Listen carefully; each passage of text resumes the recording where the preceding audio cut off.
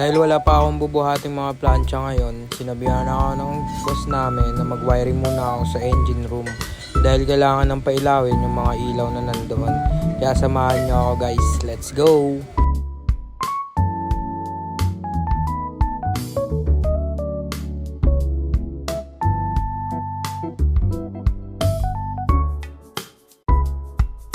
Ito yung isang panel board na lilinyahan natin pababa sa main engine dahil doon nakalagay yung main panel board.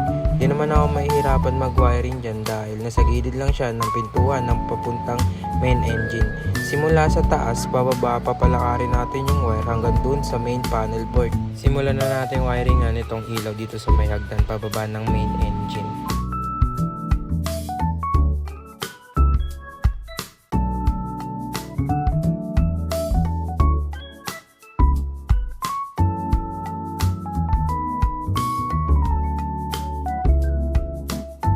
Simulan naman natin ngayon ilinya yung wire na galing doon sa taas pababa dito sa main.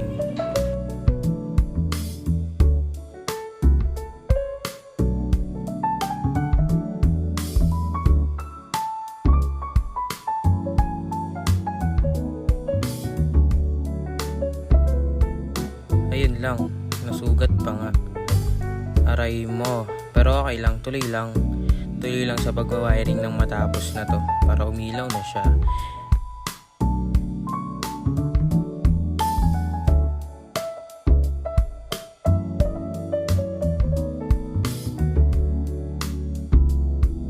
On natin yung power ng matesting na kung iilaw ba siya.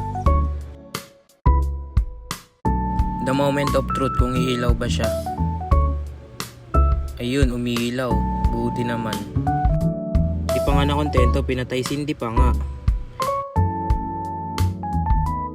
Latag naman natin ulit ngayon tong wire na to. Simula dito sa panel board, papadaanin niya sa gilid, paakyat doon sa taas. Isang wire ulit galing sa panel board, papunta ulit doon sa ilaw na yon. Let's go!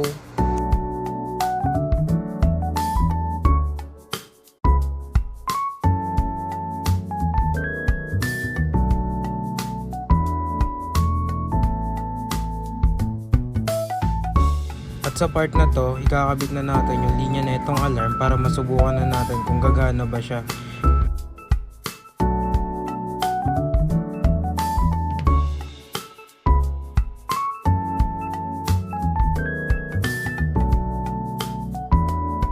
Tapos ko na siya linyahan, kaya ito na yung itsura ng linya nilang lahat. Sa susunod na video, ipapakita ko naman yung linya na galing sa main generator ng barko papunta sa main panel board. Thank you for watching!